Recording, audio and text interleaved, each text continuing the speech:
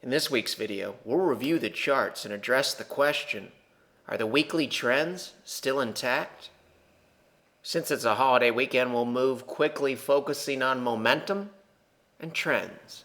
To view the video in full screen mode, use this icon in the lower right-hand corner of your video player. To improve the clarity of the charts, use this icon in the lower right-hand corner of your video player.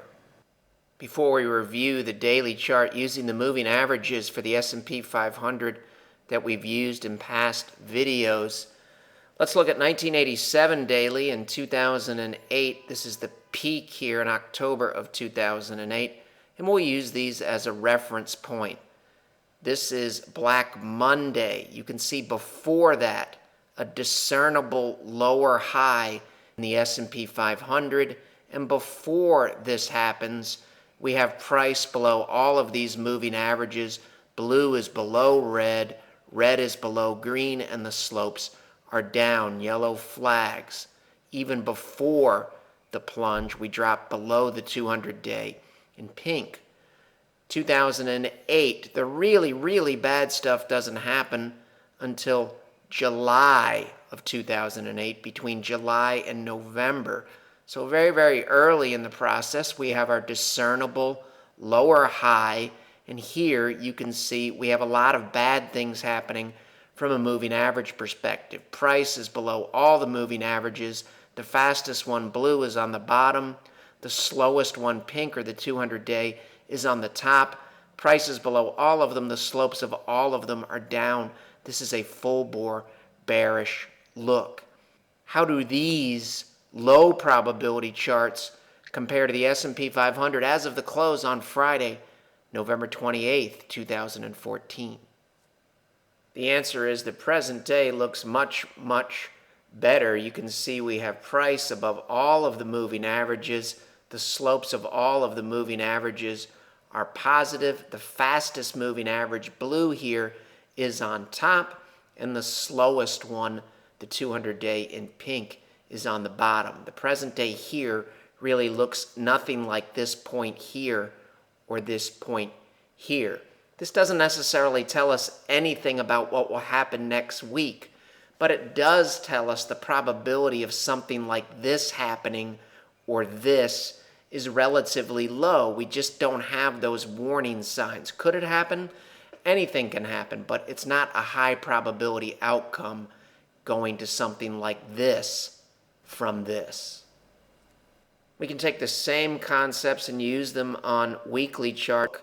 This is a low probability look, which is blue below red, price below both, and the slopes are down. That's not what we have now. Stocks versus bonds, you can see we have a bullish breakout, a full bore bullish look, some weakness last week. It's possible this is a retest. We'll see what happens next week. Right now, this doesn't look too bad. Tech stocks still have a full bore bullish look and are easily maintaining the bullish break above the highs from August and September of 2014.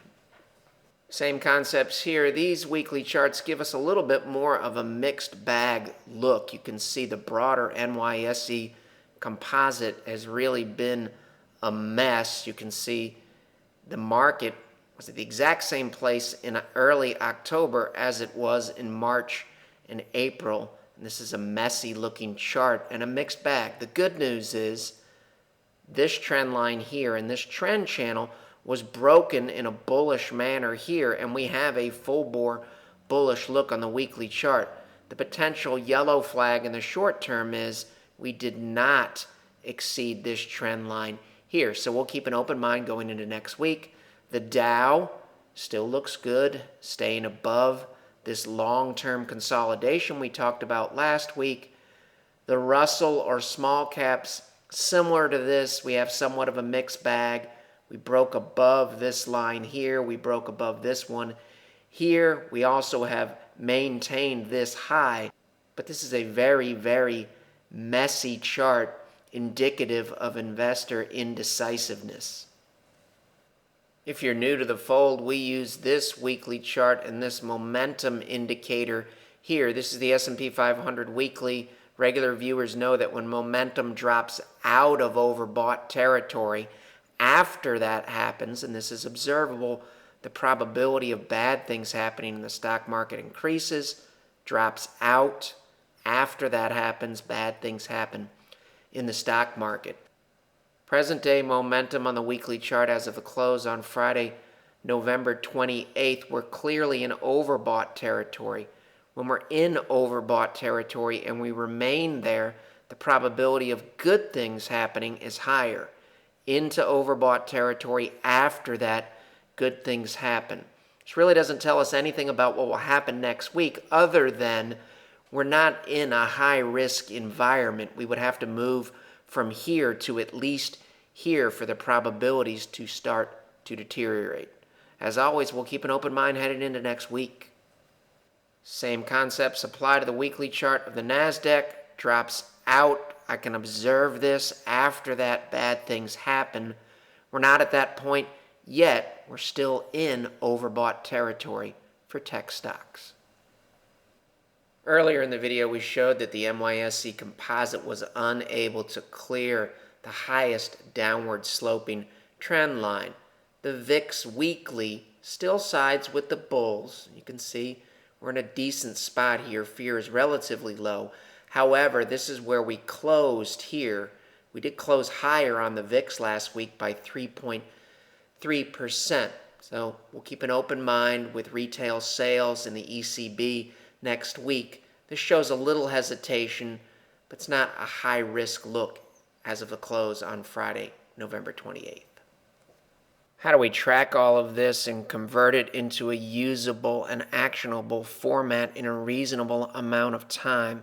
The submodels, we answer binary questions, some of them manually done, some of them programmed in Excel, and we also enter in unbiased and hard data.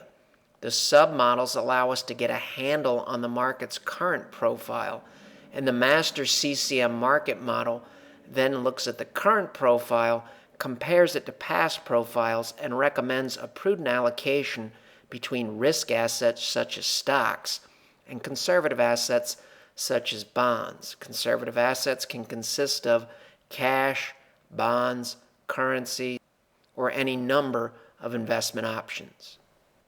If you'd like to learn more about the market model or our money management services, you can visit our website, follow along on Twitter, Facebook, read our blog short takes, or watch past videos on the Shavaco Capital channel on YouTube. The material in this video has no regard to the specific investment objectives, financial situation, or particular needs of any viewer. This video is presented solely for informational purposes and is not to be construed as a solicitation or offer to buy or sell any security or any related financial instruments, nor should any of the content be taken as investment advice. Any opinions expressed in this video are subject to change without notice, and Shavaco Capital Management, LLC, or CCM, is not under any obligation to update or keep current the information contained herein. CCM and its respective officers and associates or clients may have an interest in the securities or derivatives of any entities referred to in this material. CCM accepts no liability whatsoever for any loss or damage of any kind arising out of the use of all or any part of this material. We recommend that you consult with a licensed and qualified professional before making any investment decision.